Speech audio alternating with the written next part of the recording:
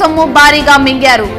TDR బాండ్ల విషయంలో CM Jagan కనుసన్నల్లోనే అక్రమాలు జరిగాయి ఆరోపించిన టీడీపీ తిరుపతి జిల్లా అధ్యక్షుడు నరసింహ యాదవ్ మరియు బీజేపీ రాష్ట్ర ప్రధాన కార్యదర్శి భానుప్రకాష్ రెడ్డి.